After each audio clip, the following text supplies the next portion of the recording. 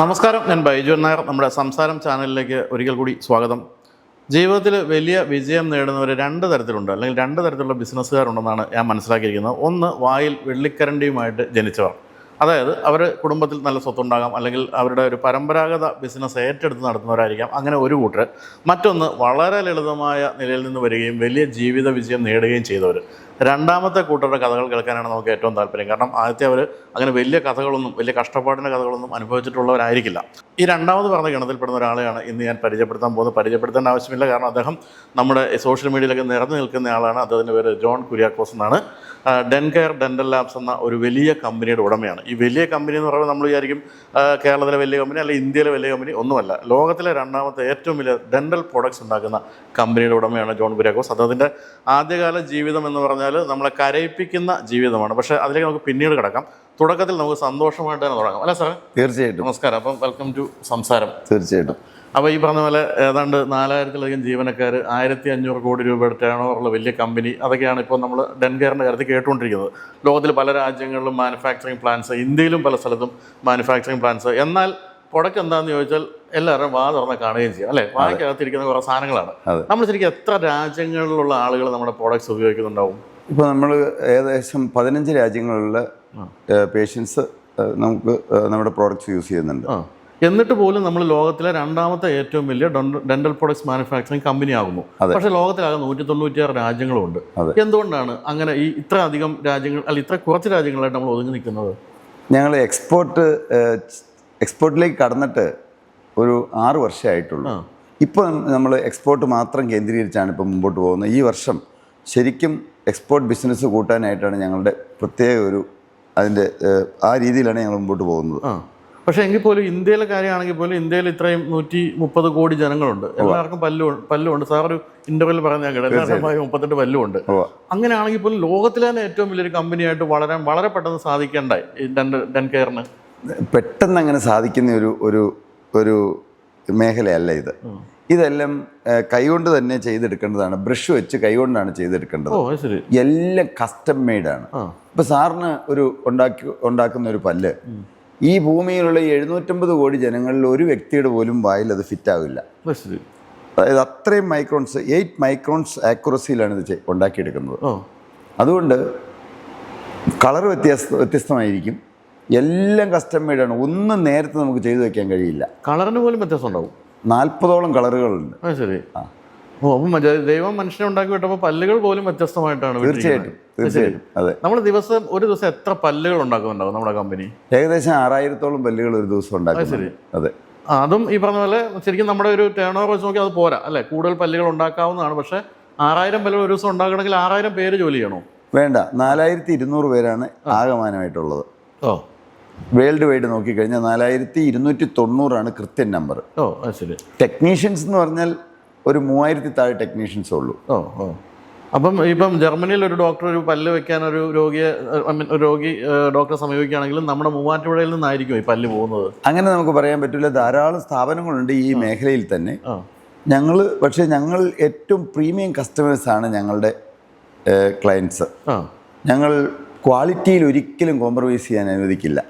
Quality means ആ ഉണ്ടാക്കുന്ന പ്രോഡക്റ്റിൻ്റെ ഭംഗി മാത്രമല്ല, അതിൻ്റെ റോ മെറ്റീരിയൽ മനുഷ്യ ശരീരത്തിന് ഹാനികരമായ ഒരു റോ മെറ്റീരിയൽ ഉപയോഗിക്കില്ല. ഏറ്റവും ഹൈ ക്വാളിറ്റിയുള്ള റോ മെറ്റീരിയൽ മാത്രമേ യൂസ് ചെയ്യുള്ളൂ. ഈ പൊതുവേ നമ്മൾ ഈ പല്ലുമായിട്ട് ബന്ധപ്പെട്ട ഏത് കാര്യം വലിയ ചിലവുള്ളതാണല്ലോ.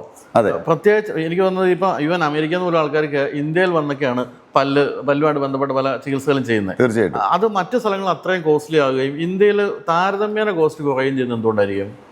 ഇന്ത്യയിൽ പൊതുവേ ടെക്നീഷ്യൻസ് അത്ര എക്സ്പെൻസീവ് അല്ലല്ലോ. ഇപ്പോൾ ഉദാഹരണം പറഞ്ഞു കഴിഞ്ഞാൽ അമേരിക്കയിൽ ഒരു ഡെൻ്റൽ ടെക്നീഷ്യന് ചുരുങ്ങിയതൊരു 3.5 lakhs എങ്കിലും കൊടുക്കണം.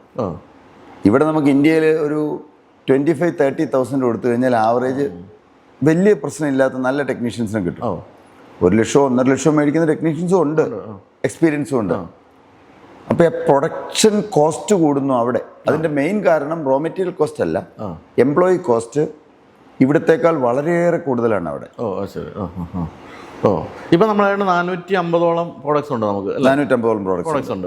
അപ്പോൾ ഇതിൽ നമ്മളിപ്പോൾ ആകെ ഇതിനകത്ത് പെട്ടെന്ന് മനസ്സിലാകുന്നു, ഇപ്പം എന്നെ പോലെ പറഞ്ഞാൽ മനസ്സിലാകുന്ന വെപ്പ് പല്ല് എന്നുള്ളതാണ്. അത് പല നിറത്തിലും തരത്തിലും ഉണ്ടെന്ന് പറഞ്ഞു. ഇതല്ലാതെ 450 പ്രോഡക്ട്സ് വായിക്കാത്ത എവിടെ ഇത് കൊള്ളിക്കുന്നത്, എന്താ ഉള്ളത് സാറേ?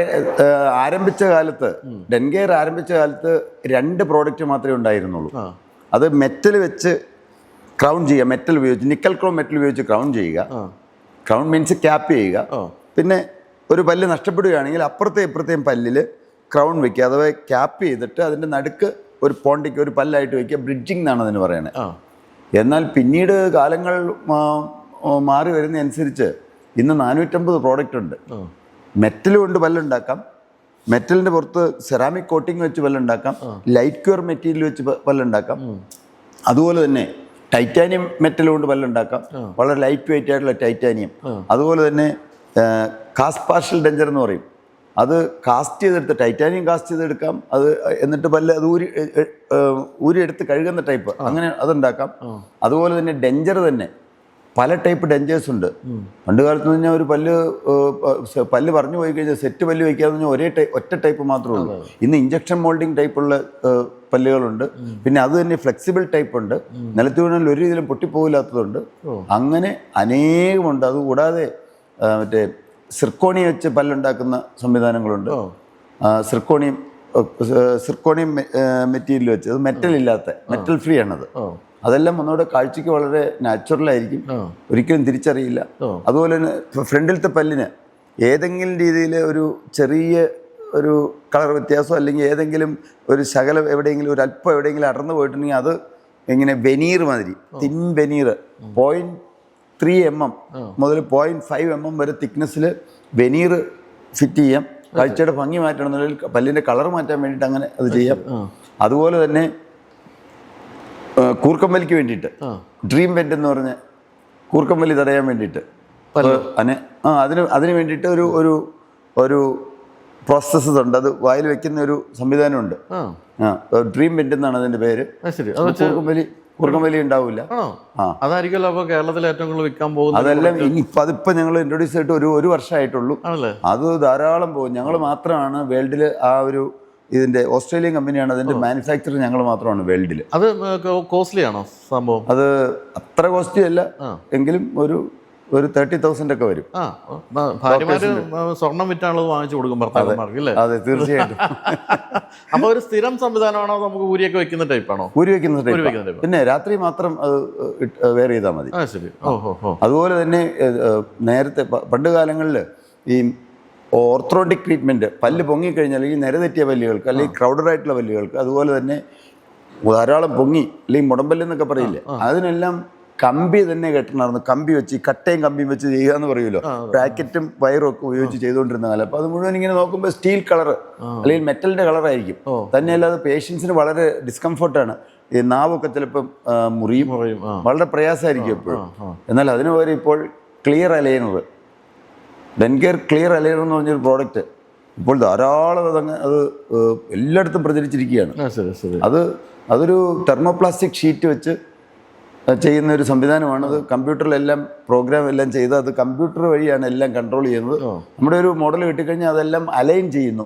എങ്ങനെയായിരിക്കും, എന്താണ് വരാൻ പോകുന്നത് എല്ലാം കമ്പ്യൂട്ടറിൽ കൃത്യമായിട്ട് പേഷ്യൻറ്റിന് കാണിച്ചു കൊടുക്കുകയും ട്രീറ്റ്മെൻറ്റ് കഴിയുമ്പോൾ എങ്ങനെ വരും, അതൊരു 1 വർഷത്തെ ട്രീറ്റ്മെൻറ്റാണ്. അതുപോലെ തന്നെ മൗത്ത് ഗാർഡ് എന്ന് പറഞ്ഞ് മറ്റേ ഏതെങ്കിലും സ്പോർട്സുകാർക്ക് കൊടുക്കാൻ വേണ്ടിയിട്ട്, ഈ ബോക്സിങ്ങുകാർക്ക്, അതുപോലെ തന്നെ സ്പോർട്സുകാർക്ക് കൊടുക്കാൻ വേണ്ടിയിട്ടുള്ള അത് മൗത്ത് ഗാർഡ്. അതുപോലെ തന്നെ രാത്രിയിൽ പലരും പല്ല് കടിക്കുന്ന ഒരു രീതിയുണ്ട്, ബ്രെക്സിസം. ആ ബ്രെക്സിസത്തിനെ അതിനെ പ്രിവെൻറ്റ് ചെയ്യാൻ വേണ്ടിയിട്ട് ഇടുന്ന ഒരു സംവിധാനമുണ്ട്. ഇങ്ങനെ. അപ്പോൾ ഈ പ്രൊഡക്ട്സുകൾ എന്ന് പറയുന്നത് നമ്മുടെ തന്നെ R&D ആണോ, അതോ ഏതെങ്കിലുമൊക്കെ ഡോക്ടേഴ്സ് അല്ലെങ്കിൽ ഇതിലെ വിദഗ്ധർ നമ്മളെ കൊണ്ട് ചെയ്യിക്കുന്നതാണോ? ഏറ്റവും ഇതിൻ്റെ ഞങ്ങളുടെ റോ മെറ്റീരിയൽ വരുന്നൊരു 90% ജർമ്മനിയിൽ നിന്നാണ്. അല്ല, ഈ പ്രൊഡക്റ്റുകൾ ഇപ്പം ഈ പറഞ്ഞ പോലെ ഇപ്പം അവസാനം പറഞ്ഞ ആ സംഭവം പല്ല് ഇറങ്ങുന്നതിന് ഉള്ള ഒരു പ്രൊഡക്റ്റ്, അത് നമ്മൾക്ക് ഏതെങ്കിലും ഈ ഡോക്ടേഴ്സ് നമ്മളെ സജസ്റ്റ് ചെയ്ത് നമ്മൾ R&Dയിൽ വികസിപ്പിച്ചെടുക്കുന്നതാണോ, അതോ നമ്മളെ കൊണ്ട് നിർമ്മിച്ചെടുക്കുന്നതേ ഉള്ളൂ? ഞങ്ങളതിൻ്റെ മാനുഫാക്ചേഴ്സ് മാത്രമാണ്. ഞങ്ങൾക്കൊരു നല്ലൊരു R&D ഉണ്ട്. അത് ഞങ്ങൾ ചില പ്രോഡക്റ്റ്സ് ഉണ്ടാക്കുന്നുണ്ട്, 30ഓളം പ്രോഡക്റ്റ്സ് ഞങ്ങൾ ഉണ്ടാക്കുന്നുണ്ട്. പക്ഷേ ഇത് ശരിക്കും പറഞ്ഞു കഴിഞ്ഞാൽ ഇപ്പോൾ സാർ ഒരു പേഷ്യൻ്റ് ആണല്ലോ, പേഷ്യൻ്റ് ആണെന്നിരിക്കട്ടെ, സാർ ഒരു ഡോക്ടറെ കൺസൾട്ട് ചെയ്യുന്നു. ആ ഡോക്ടർ എന്തെല്ലാം ട്രീറ്റ്മെൻറ്റ് വേണമെന്ന് നിർദ്ദേശിക്കുന്നു. അതിനുവേണ്ട അളവുകളെല്ലാം ഞങ്ങൾക്ക് കൈമാറുന്നു. ഞങ്ങളത് ആ മോഡലിൽ ഞങ്ങൾ ചെയ്ത് ഡോക്ടേഴ്സിന് കൊടുക്കുന്നു. ഞങ്ങൾക്ക് ഡയറക്റ്റ് പേഷ്യൻസുമായിട്ട് യാതൊരു ബന്ധവുമില്ല. B2B മാത്രമാണ്. അതെ. ഇതിൻ്റെ ഈ റോ മെറ്റീരിയൽ മുഴുവൻ വരുന്നത്, ഞങ്ങളുടെ റോ മെറ്റീരിയൽ എല്ലാം വരുന്നത് ഒരു 95% ജർമ്മനിയിൽ നിന്നാണ്. ജർമ്മനിയാണ് ഈ രംഗത്ത് ഏറ്റവും കൂടുതൽ എല്ലാവിധ കണ്ടുപിടുത്തങ്ങളും നടത്തി ഏറ്റവും സൊഫിസ്റ്റിക്കേറ്റഡ് ആയിട്ടുള്ള എക്യുപ്മെൻസും എല്ലാം അവിടെ നിന്നാണ് വരുന്നത്. യൂറോപ്യൻ കൺട്രി, പ്രത്യേകിച്ച് ജർമ്മനി, അതുപോലെ തന്നെ ജപ്പാൻ, ജർമ്മനി, അമേരിക്കയൊക്കെ അത്രയും മുമ്പോട്ട് പോയിട്ടില്ല. ജർമ്മനിയാണ് എല്ലാറ്റിൻ്റെയും ഏറ്റവും കൂടുതൽ ഡെന്റിസ്ട്രി ഡെവലപ്പ് ചെയ്തിരിക്കുന്നത് അവിടെയാണ്.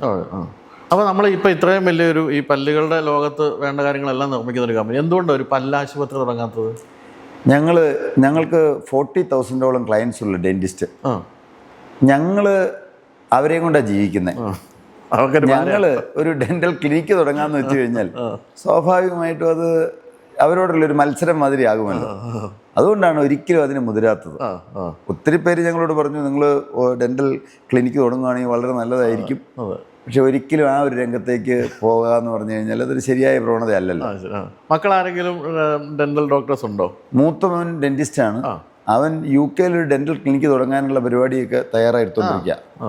ശരി. ഇന്ത്യയിലല്ല ഇല്ല. അത് ഈ പറഞ്ഞതിന്റെ ഭാഗമായിട്ട് അവിടെ രഹസ്യമായിട്ട് തുടങ്ങുക.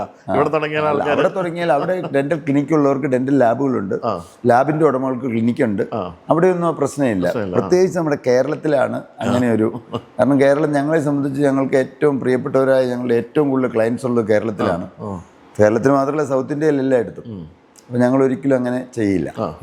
ഈ കേരളത്തിൽ ബിസിനസ് തുടങ്ങുക എന്ന് പറയുന്നത് കേൾക്കുമ്പോൾ തന്നെ ഒരു ഭീകരമായ ഒരു അനുഭവമായിരിക്കും എന്നാണ് പലരും കരുതുന്നത്. പക്ഷേ മൂവാറ്റുപുഴ എന്ന് പറയുന്ന ഒരു ചെറിയ മലയോര പട്ടണത്തിൽ ഇത്രയും വളർന്ന് പന്തലിച്ചൊരു വ്യവസായം നിർമ്മിച്ചെടുക്കാൻ സാധിച്ചു. എങ്കിലും തീർച്ചയായിട്ടും എന്തെങ്കിലുമൊക്കെ പ്രശ്നങ്ങൾ ഉണ്ടായി കാണും, ഇല്ലേ?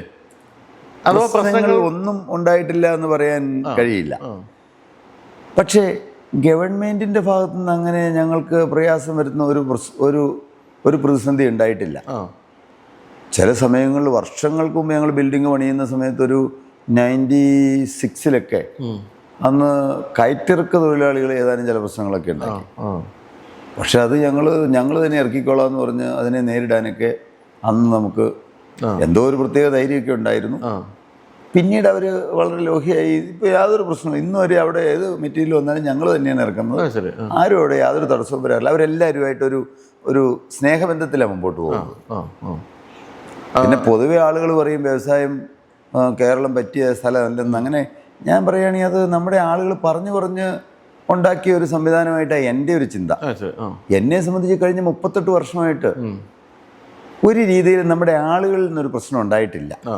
അല്ലറ ചില്ലറ ചിലപ്പോൾ വലിയൊരു കെട്ടിടം കണ്ടു കഴിഞ്ഞ് കഴിഞ്ഞാൽ അയ്യോ അവിടുന്ന് മാലിന്യം മുഴുവൻ പുഴയിലേക്ക് ഒഴുക്കി വിടുക എന്നൊക്കെ പറയുന്ന ഒരു പ്രവണതയുണ്ടല്ലോ. പക്ഷെ അതെല്ലാം താൽക്കാലികമാണ്. അവർ ആ സത്യം തിരിച്ചറിഞ്ഞു കഴിഞ്ഞാൽ പിന്നെ എല്ലാവിധ സപ്പോർട്ടും നമുക്ക് കിട്ടും. ഞങ്ങളുടെ നാട്ടിൽ ഞങ്ങളുടെ സ്ഥാപനത്തോട് ഏറ്റവും നല്ലൊരു സപ്പോർട്ടീവായിട്ടാണ് എല്ലാവരും നിൽക്കുന്നത്. ആ പരിസരങ്ങളിലുള്ള അവർ പലരും അവിടെ ജോലി ചെയ്യുന്നു. അവർക്കതുകൊണ്ട് അവിടുത്തെ സത്യം തീർച്ചയായിട്ടും തിരിച്ചറിയാൻ പറ്റും. പിന്നെ ആളുകളെ സംബന്ധിച്ച് പറയുകയാണെങ്കിൽ ഞങ്ങൾക്ക് ഇന്ത്യയുടെ വിവിധ സംസ്ഥാനങ്ങളിൽ സ്ഥാപനങ്ങളുണ്ടല്ലോ, 6ഓളം സ്ഥാപനങ്ങൾ വേറെയുണ്ട്. പക്ഷേ എൻ്റെ വ്യക്തിപരമായ അഭിപ്രായം പറഞ്ഞാൽ കേരളത്തിലെ ആളുകളെത്തോളം നല്ല ജീവനക്കാരില്ലെന്ന് തന്നെയാണ് എനിക്ക് എന്നും പറയാൻ കഴിയുള്ളൂ.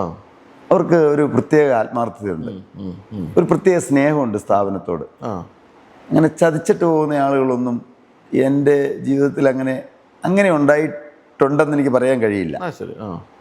അതുകൊണ്ട് തീർച്ചയായിട്ടും കേരളം വ്യവസായത്തിന് പറ്റിയൊരു സ്ഥലമല്ല എന്ന് പറയുന്നതിനോട് എനിക്ക് വിയോജിപ്പാണ്. അത് തീർച്ചയായിട്ടും അങ്ങനെ വളരെ കുറച്ച് പേരെ പറഞ്ഞു കേട്ടിട്ടുള്ളത്. അതായത് അത് കേൾക്കുമ്പോൾ സന്തോഷമുണ്ട്. അവർ പലപ്പോഴും പറയാനുള്ളൊരു കാരണം ഞാൻ ചിന്തിച്ചു, എന്തുകൊണ്ടാണ് അവർ പറയുന്നത്?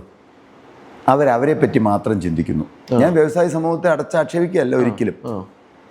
അവർ ചിന്തിക്കുമ്പോൾ ഞാനുള്ളത് കൊണ്ടാണ് ഇവരൊക്കെ ജോലിക്ക് വരുന്നതെന്നാണ് ചിന്തിക്കുന്നത്. അപ്പോൾ സാറുള്ളത് കൊണ്ട് ഈ ആളുകളെല്ലാം ജോലി കിട്ടുന്നതെന്ന് സാറിന് ചിന്തിക്കാം. പക്ഷെ അവർ ചിന്തിക്കുമ്പോൾ തിരുത്തി പറയാൻ ഞാൻ അങ്ങനെയല്ല, സാറുള്ളത് കൊണ്ടാണ് ഞങ്ങൾക്ക് ജോലി കിട്ടിയെന്ന് അവർക്ക് ചിന്തിക്കാം, ജോലിക്കാർക്ക് ചിന്തിക്കാം. പക്ഷെ സാറൊരു കാര്യം ചിന്തിക്കണം, ഈ ജോലിക്കാരില്ലെങ്കിൽ സാറിൻ്റെ ബാക്കി കാര്യം ആര് ചെയ്യും? അപ്പം ഞാൻ വിചാരിച്ചാൽ ആകെ എത്ര പല്ലുണ്ടാക്കാൻ പറ്റും? 3-4 പല്ലുണ്ടാക്കാൻ കഴിയും. എനിക്ക് 6000 പല്ല് ഒരു ദിവസം ഉണ്ടാക്കി വരണമെങ്കിൽ അവരില്ലാതെ എനിക്ക് വളരാൻ കഴിയും. അപ്പോൾ സ്വാഭാവികമായിട്ടും നമ്മുടെ ഉള്ളിൽ നിന്ന് ഉരുത്തിരിഞ്ഞു വരുന്ന ഒരു ബഹുമാനം അവരോട്, അവരും കൂടെ ഉള്ളതുകൊണ്ടല്ലേ വളരണമെന്ന്. അതുകൊണ്ട് അപ്പം ആ ഒരു മ്യൂച്വൽ ആ സ്നേഹബന്ധം വരും. അവരോടൊരു കടപ്പാട് സ്നേഹം അങ്ങോട്ടാ വരുന്നത്. കാര്യം പലരും പറയും മുടി ഉണ്ടെങ്കിൽ 4 പാടും കെട്ടാം, അല്ലെങ്കിൽ ചുമരുണ്ടെങ്കിൽ ചിത്രം വരയ്ക്കാവുള്ളൂ, ഇതൊക്കെ ആളുകൾ പറയും. പക്ഷെ ചുവര് മാത്രം ഉണ്ടായിട്ട് കാര്യമുണ്ട്, ചിത്രം വരയ്ക്കാൻ ആളില്ലെങ്കിൽ ചുമര് കൊണ്ട് എന്താ ഗുണമുള്ളത്? ഇതെൻ്റെ ഉള്ളിലെ ചിന്താഗതി. അതുകൊണ്ട് ഞാൻ അവരെ അങ്ങേയറ്റം ബഹുമാനിക്കുന്നു. എന്നാൽ എന്നെപ്പോലെയോ എന്നേക്കാൾ കൂടുതലും ആത്മാർത്ഥമുള്ള ആളുകൾ ഇവിടെയുണ്ട്. ഞാൻ ചില സമയത്തൊക്കെ ഏതെങ്കിലും ഒരു പ്രോഡക്റ്റ് റിപ്പീറ്റ് ചെയ്യണമെങ്കിൽ അതങ്ങ് ചെയ്തു കൊടുക്കുക, സാരമില്ല, അത് പോകട്ടെ, നമ്മൾ പൈസ നോക്കണ്ട. സാധുക്കളായ പേഷ്യൻസ് അവരെന്തോരം പൈസ മുടക്കിയിട്ടാ, ഞങ്ങളുടെ കുറ്റം കൊണ്ടല്ലാതെ പോലും വർക്കുകൾ റിപ്പീറ്റ് ചെയ്യേണ്ട സാഹചര്യം വന്നു കഴിഞ്ഞാൽ അത് നോക്കണ്ട, എൻ്റെ പിതാവായിരുന്നു ആ പേഷ്യൻ്റെങ്കിൽ, അല്ലെങ്കിൽ എൻ്റെ വേണ്ടപ്പെട്ട ആരെങ്കിലും ആയിരുന്നെങ്കിലോ അത് നമ്മൾ നോക്കണ്ട, നമുക്ക് നഷ്ടമാണ്. അപ്പോൾ പോലും ചില എംപ്ലോയീസ് പറയും, സാർ അങ്ങനെ പറയല്ലേ, അങ്ങനെ നഷ്ടം വരുത്തി കഴിഞ്ഞാൽ നമുക്ക് ദോഷമല്ലേ. ഇങ്ങനെ പറയുന്നവരായ അതുപോലെ സിൻസിയർ ആയിട്ടുള്ള, അത് എന്നെ കേൾപ്പിക്കാൻ വേണ്ടി പറയുന്നല്ലേ, അത് നമുക്ക് മനസ്സിലാവുമല്ലോ. അങ്ങനെ സിൻസിയർ ആയിട്ടുള്ള ആളുകൾ ധാരാളം പേരുണ്ട് ഞങ്ങളുടെ സ്ഥാപനത്തിൽ. സ്വന്തം പോലെ എല്ലാം നോക്കിയെടുക്കും. 1500 കോടി വാല്യൂ ഉള്ള ഒരു കമ്പനിയാണ് ഇപ്പോൾ. അത് നമ്മളൊരു പബ്ലിക് ഇഷ്യൂവിലേക്ക് വലിയ താമസമില്ലാതെ പോകണമെന്ന് ആഗ്രഹിക്കുന്നുണ്ടെന്ന് ഞാൻ വായിച്ചിരുന്നു. അത് ഒരു 10000 കോടി രൂപ സമാഹരിക്കുക എന്നുള്ളതാണ് ലക്ഷ്യം. ഈ 10000 കോടി രൂപ സമാഹരിച്ചാൽ എന്തൊരു എക്സ്പാൻഷനാണ് മനസ്സിൽ കാണുന്നത്? അത് ശരിക്കും പറഞ്ഞു കഴിഞ്ഞാൽ ഇപ്പോൾ ഞങ്ങൾ പ്രൈവറ്റ് ഇക്വിറ്റിക്ക് പോയി ഞങ്ങളൊരു 10% ഞങ്ങൾ കൊടുത്തു. 10% മുകളിൽ ഏതാണ്ട് 150 കോടി രൂപ അവർ ഇൻവെസ്റ്റ് ചെയ്തു. അവരുടെ ഉദ്ദേശം ഇത് 2030 ആകുമ്പോഴേക്കും മിനിമം 3 to 4 times വലുതാക്കിക്കൊണ്ട് പോകണമെന്നാണ്. അതിനുള്ള എല്ലാ പദ്ധതികളും തയ്യാറാക്കാനായിട്ട് അവർ ഞങ്ങളെ സഹായിക്കും. അവർ അഡ്വൈസ് തരും. അവർ ഡയറക്ടർ ബോർഡിലുണ്ടാകും. ഇത്രയും ഒരു ലോകപ്രശസ്തമായ ഒരു ഇൻവെസ്റ്ററാണ് വന്നിരിക്കുന്നത്, ICIC വെഞ്ചർ ക്യാപിറ്റൽസ്. അവർക്ക് അവരുടെ അനുഭവ സമ്പത്ത് നമുക്ക് പങ്കുവയ്ക്കും. അവരുടെ ബന്ധങ്ങളെല്ലാം നമുക്ക് വളരാനായിട്ട് ഉപയുക്തമാണ്. അങ്ങനെ വരുമ്പോൾ സ്വാഭാവികമായിട്ടും ഒരു 3 times വളർന്നാൽ പോലും കമ്പനിയുടെ വാല്യൂ ഏതാണ്ട് 5000 crore ആവും. അവർക്കാകെ 10% അല്ലെങ്കിൽ അത് അത്രയല്ലേ ഉള്ളൂ. ആത്യന്തികമായി ഞങ്ങൾക്കാണ് അതിൻ്റെ ബെനിഫിറ്റ് മുഴുവൻ കിട്ടാൻ പോകുന്നത്. 2030 പബ്ലിക് ഇഷ്യൂവിലേക്ക് പോകാനായിട്ടാണ് ഞങ്ങൾ പ്ലാൻ ചെയ്യുന്നത്. 2029 അതിൻ്റെ ബാക്കി കാര്യങ്ങളെല്ലാം തുടങ്ങും.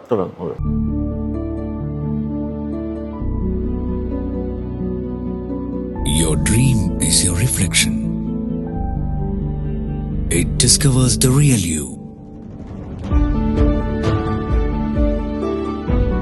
Your dream is your power, and your power, your future. Niche University. We care for your dreams. ഇപ്പം നമ്മളിപ്പോൾ ഇത് വളർച്ചയുടെ കാര്യം പറയുമ്പോൾ പോലും സാറിൻ്റെ ഒരു ജീവചരിത്ര ഗ്രന്ഥത്തിൻ്റെ പേര് ഈ പാനപാത്രം നിറഞ്ഞു കവിയുന്നു എന്നാണ്. അതെ, ഇപ്പം തന്നെ നിറഞ്ഞു കവിഞ്ഞു ഇല്ലേ? ഇനി വീണ്ടും ഓവർലോഡ് ആയി പോയില്ലേ? അത് അദ്ദേഹം അങ്ങനെ ഒരു പേരിട്ടു, നിറഞ്ഞു കവിയുന്നു എന്ന് പറയുമ്പോഴും ഇനിയും എന്തെല്ലാം കാര്യങ്ങൾ എനിക്ക് കുറവുണ്ടെന്നുള്ളതാണ് ഞാൻ നോക്കുന്നത്. ശരിയാണ്, ഞാൻ എല്ലാവരെയും സ്നേഹിക്കുന്നുള്ളൊരു സത്യമാണ്. എന്നോട് ശത്രുതാ മനോഭാവം പുലർത്തുന്ന ആരെങ്കിലുമൊക്കെ ഉണ്ടോ ഇല്ലയോ എന്ന് എനിക്ക് അറിഞ്ഞുകൂടാ. അങ്ങനെ ഉണ്ടെങ്കിൽ അവരോട് എനിക്ക് സ്നേഹമാണ്. ആരെല്ലാം എന്നെ ദ്രോഹിച്ചിട്ടുണ്ടെന്ന് പറഞ്ഞാലും അവരോട് എൻ്റെ ഉള്ളിൽ സഹതാപവും സ്നേഹമുള്ളൂ. ആരോടും എനിക്ക് കയ്പില്ല ഉള്ളിൽ. എത്ര എന്തെല്ലാം ചെയ്തിട്ടുള്ള ആളുകളോട്. അത് എനിക്ക് തോന്നുന്നു സാറ് ഒരു ജീവിത വിജയം നേടിയത് കൊണ്ടായിരിക്കാം അങ്ങനെ ആയത് അല്ലേ? അതുകൊണ്ട് തന്നെ ആയിരിക്കില്ല. എല്ലാറ്റിൻ്റെ പിന്നിലൊരു ദൈവത്തിൻ്റെ അത്ഭുതകരമായ കരുണയാണ്. ഞാൻ ശ്രീനാരായണ ഗുരു പറയും, ഒരു ജാതി, ഒരു മതം, ഒരു ദൈവം എന്ന്. ഒരു ജാതി എന്ന് പറഞ്ഞാൽ നാം എല്ലാവരും മനുഷ്യജാതി. ഒരു മതം എന്ന് പറഞ്ഞു കഴിഞ്ഞാൽ മനുഷ്യമതം. ഒരു ദൈവം, ഗോഡ് ഈസ് ലവ്. ഞാനൊരു ക്രിസ്തു വിശ്വാസിയാണ്. പക്ഷേ ദൈവം സ്നേഹമാണെങ്കിൽ, ആ സ്നേഹം ഉള്ളിലുണ്ടെങ്കിൽ, ബൈബിളിൽ ഒരിടത്ത് പറയുന്നു, സ്നേഹം എല്ലാം ക്ഷമിക്കുന്നു, സ്നേഹം ദീർഘക്ഷമ കാണിക്കുന്നു, സ്നേഹം ദയ കാണിക്കുന്നു. സ്നേഹം ഉള്ളിലുണ്ടെങ്കിൽ ഫർഗെറ്റിംഗ് ആൻഡ് ഫർഗീവിങ് ലവ്.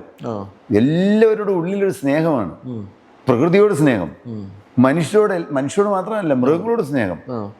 നമ്മൾ ഉപദ്രവിക്കുന്നവരോടും, അവർ മനഃപൂർവ്വം ഉപദ്രവിക്കുന്നവരല്ല, ഉപദ്രവിക്കുന്ന അതിനുള്ള ഒരു ശക്തി ഒരു ദുഷ്ടശക്തിയാണ്. ആ ദുഷ്ടശക്തി അവരുടെ ഉള്ളിൽ കയറുമ്പോൾ നമ്മളെ ഉപദ്രവിക്കാൻ വരുന്നു. അപ്പം മനുഷ്യരോടല്ല, ആ ഉപദ്രവിക്കുന്ന ദുഷ്ടശക്തി നമുക്ക് അവരെ ഒന്നും ചെയ്യാൻ കഴിയില്ലല്ലോ. അപ്പോൾ ശരിക്കും ആത്യന്തികമായി പറഞ്ഞാൽ ദൈവബോധം നമ്മുടെ ഉള്ളിൽ വരുമ്പോൾ അറിയാതെ നമുക്ക് എല്ലാവരോടും ഒരു സ്നേഹം അങ്ങ് വരികയാണ്. ഈ നമ്മളിപ്പോൾ ആ പുസ്തകം വായിച്ചാൽ പോലും അതിലെല്ലാം ദൈവം എല്ലായിടത്തും ദൈവമാണ് ഇങ്ങനെ എന്താ പറയുക നമ്മുടെ ഉയർത്തിക്കൊണ്ട് നിൽക്കുന്നത്.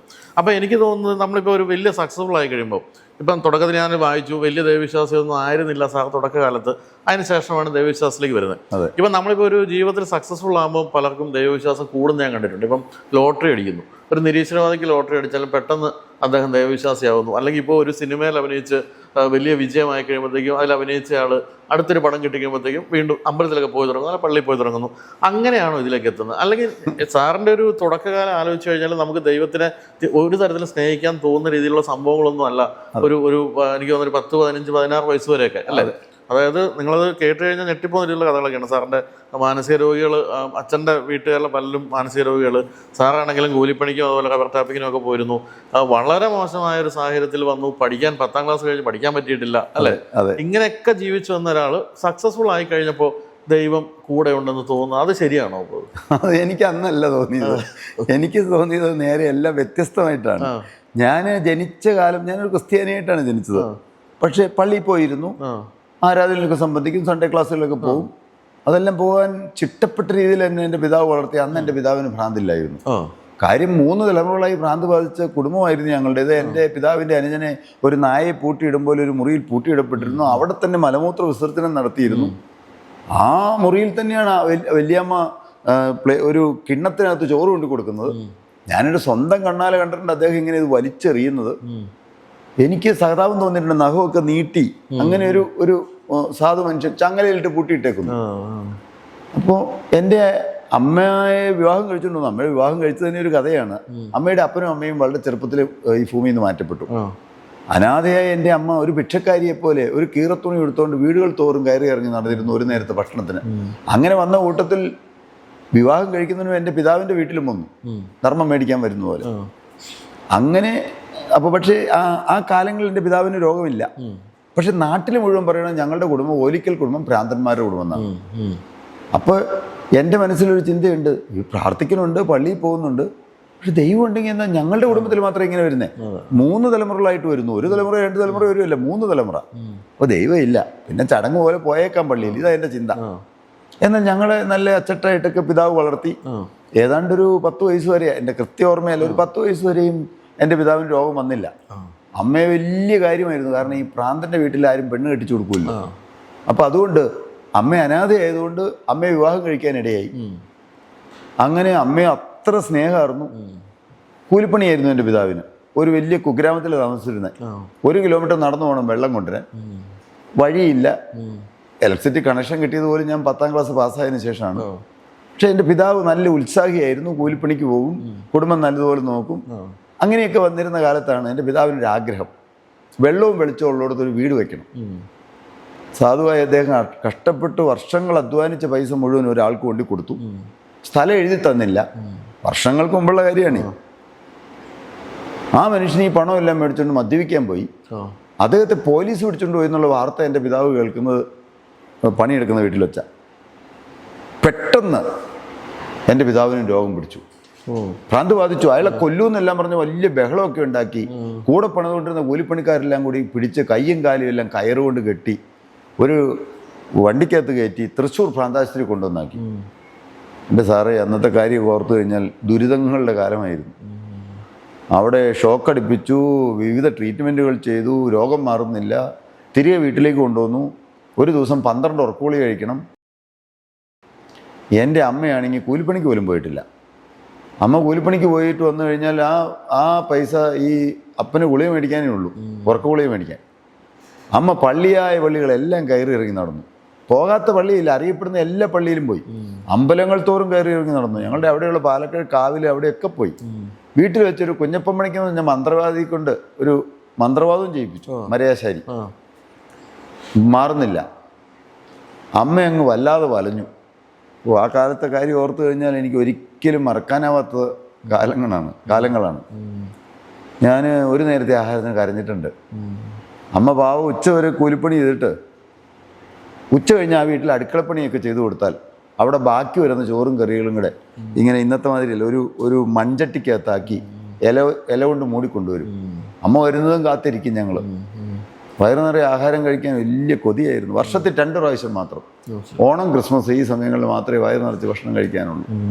അങ്ങനെയൊക്കെ വലഞ്ഞു പോയൊരു കാലമായിരുന്നു. അത് എത്ര കാലം ഫാദർ അങ്ങനെ ആ ഒരു അവസ്ഥ കഴിഞ്ഞു? അത് ഏതാണ്ട് എനിക്ക് ഒരു 16 വയസ്സാവുന്നിടം വരെ അങ്ങനെയായിരുന്നു.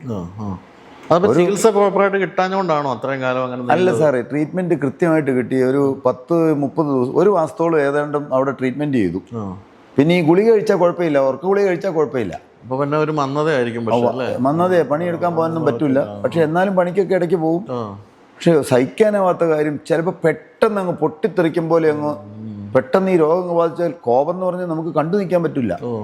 അന്നേരം കിട്ടുന്നതെല്ലാം വെച്ച് ആകെ ഒരു സ്റ്റൂളേ ഞങ്ങളുടെ വീട്ടിലുള്ളൂ. അത് എറിഞ്ഞുടയ്ക്കും. ഒന്ന് സമാധാനമാകുമ്പോൾ 4 കാലും പൊട്ടിയ സ്റ്റൂളാണ്. ഒരു സ്റ്റൂളേ ഉള്ളൂ, പിന്നെ കൊരണ്ടികളേ ഉള്ളു. അതെല്ലാം നൂൽക്കമ്പി വെച്ച് ഇങ്ങനെ കെട്ടിയതെല്ലാം ഞാൻ ഓർക്കുന്നുണ്ട്. അതുകൂടാതെ എന്തെങ്കിലും ഒന്ന് അമ്മ പറഞ്ഞാൽ മതി, അല്ല ഞങ്ങൾ ആരെങ്കിലും ഒന്ന് മിണ്ടിയാൽ മതി, അമ്മയ്ക്കിട്ട് അടിക്കും വലിയ ചൂരലോടി വെച്ച്.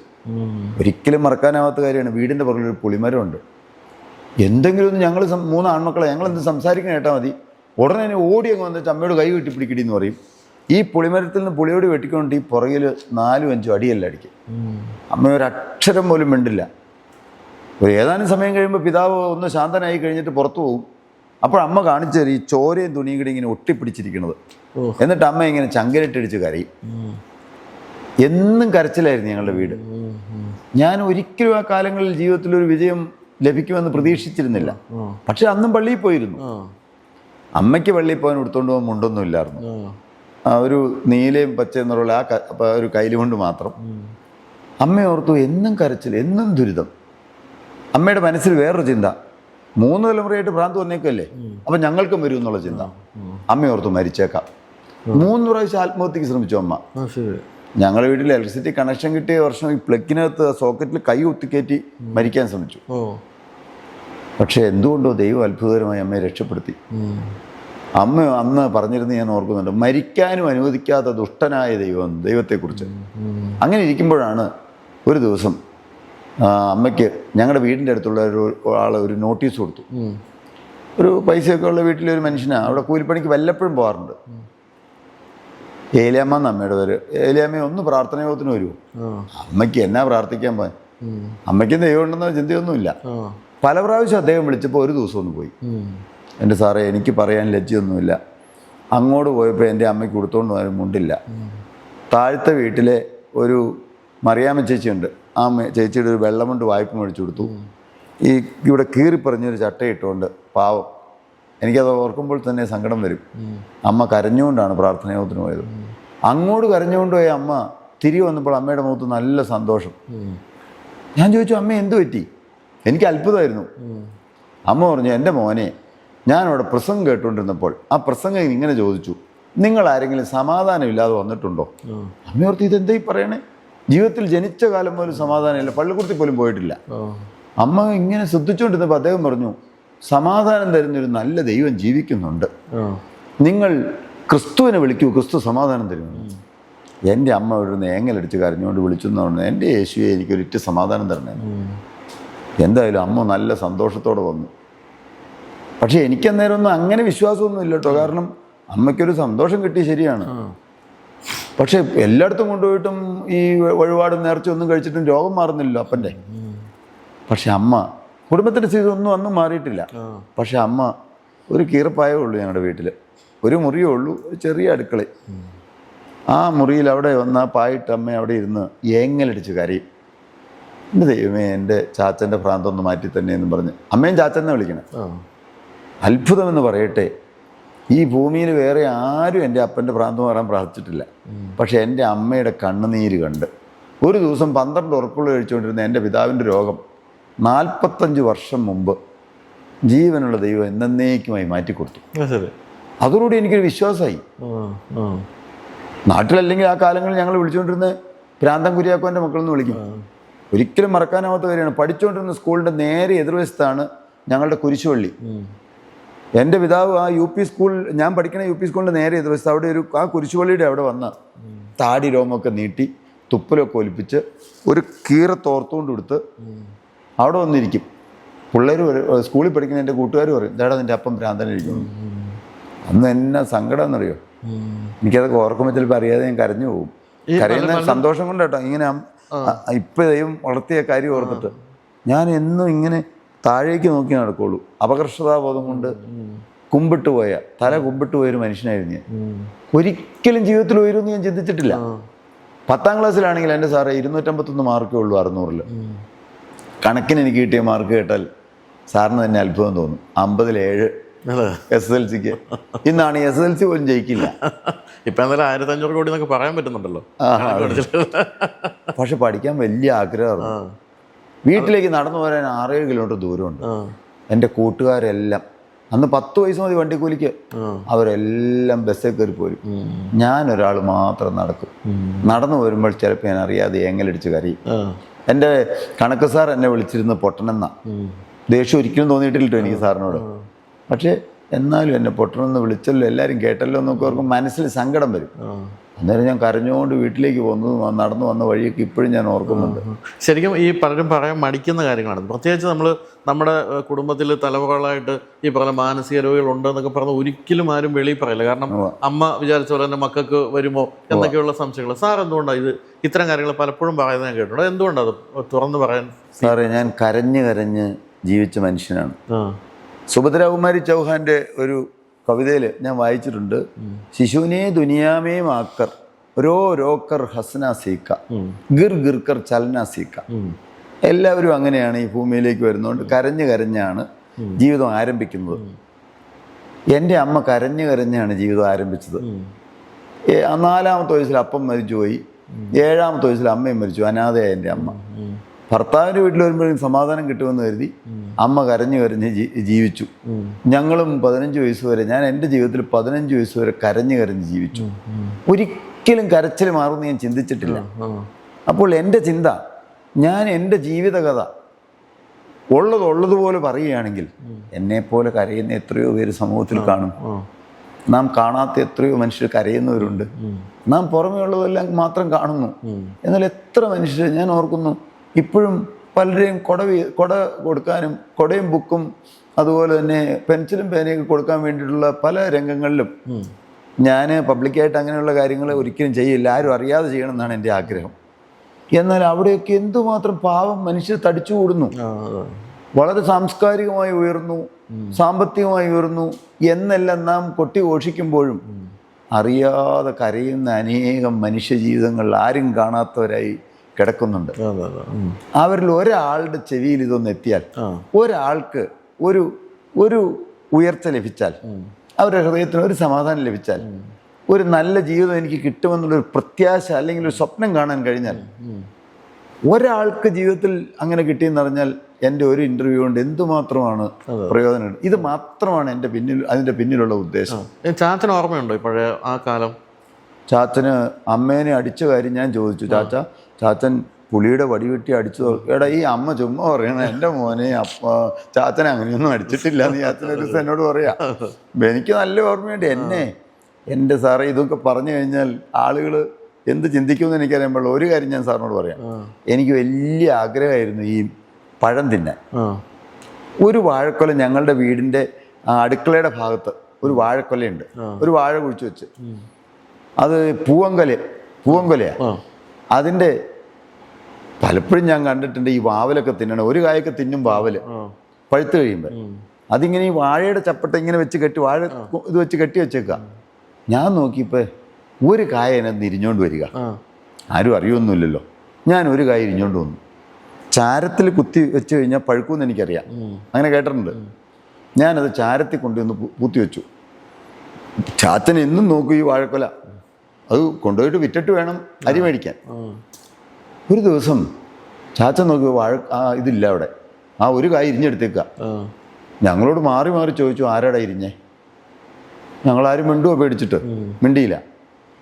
ഒരു ദിവസം ഞങ്ങളുടെ വീട് ഞാൻ പറഞ്ഞല്ലോ അടുപ്പൊന്നുമില്ല, 3 കല്ല് കൂട്ടി അടുപ്പ്. മുകളിലൊരു ചെറിയ ചേര് മാതിരിയുണ്ട്, ചേരിടുക എന്ന് പറയൂല, വലിയ ഉണക്കാനൊക്കെ വെക്കണേ. ഞങ്ങൾ എല്ലാം മറ്റും പറയാൻ പറ്റൂല, എന്നാലും ഞാനൊരു 7-8 വയസ്സ് വരെ കിടന്നു മുള്ളും. ഇതൊന്നും പറയണമെന്നില്ല, സാറിൻ്റെ ഇഷ്ടം പോലെ വിട്ടാലും എനിക്കൊരു കുഴപ്പമില്ല. ഞാൻ അപ്പോൾ ഉടുക്കാൻ വേറെ തുണിയില്ല, ആ ഒരു അറ്റം കീറിയ പുതപ്പ, കാല് മിക്കവാറും ആ പുതപ്പിൻ്റെ അവിടെ ചെല്ലും, നിലത്ത് കിടക്കണേ, ഒരു പാ മാത്രമല്ല, പായും കീറിയതാ പുതപ്പും കീറിയതായിരിക്കും. ഒരു രാത്രി ഒരു 10 മണിക്ക് കിടക്കുവാണെങ്കിൽ ഒരു 1.5 മണിക്കൂർ കഴിയുമ്പോൾ ഞാൻ അറിയാതെ മൂത്രം ഒഴിച്ചു. പിന്നെ ഈ മൂത്രത്തിൽ കിടക്കാൻ പറ്റില്ല, അങ്ങോട്ട് മാറി എവിടെയെങ്കിലും കിടക്കും. അപ്പോൾ രാവിലെ എഴുന്നേറ്റ് മുമ്പ് വലിയ തണുപ്പാണിക്കും. അപ്പോൾ അമ്മ ഇങ്ങനെ തീ കൂട്ടിക്കഴിഞ്ഞാൽ ഇതിൻ്റെ ഈ തീയുടെ ഈ അടുപ്പിൻ്റെ അവിടെ, അടുപ്പെന്ന് പറഞ്ഞാൽ ഇത്രയും സ്ഥലമുള്ളൂ ഇരിക്കാൻ, അവിടെ കയറി ഇങ്ങനെ ഇരിക്കും വിറച്ചോണ്ട്, മുണ്ടെടുക്കാൻ വേറെ ഇല്ല.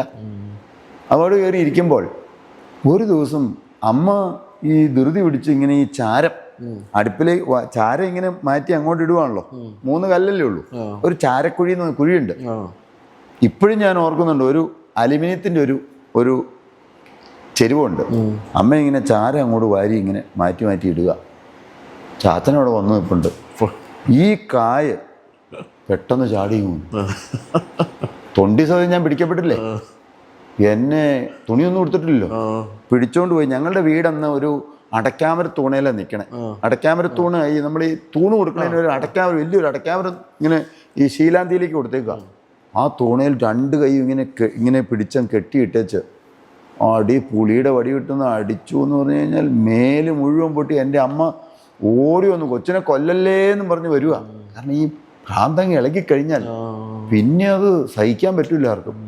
അടിച്ച് അതിൽ എത്ര സ്ഥലത്ത് പൊട്ടിയെന്ന് ചോദിച്ചാൽ അമ്മയോട് തൊട്ട് പോരുന്നു അലറി. അമ്മ ബോധം കെട്ടുന്നല്ല, ബോധം കെട്ടുപോലെ പാവോടെ വീണുപോയി എന്നെ അടിക്കണ കണ്ടിട്ട്. എന്നിട്ട് ഞാൻ നുണ പറഞ്ഞെന്ന് പറഞ്ഞാൽ അത്ര കടുത്ത ശിക്ഷയാണ്. ചിലപ്പോഴെല്ലാം 100 ഏത്തയൊക്കെ ഇടിപ്പിക്കും.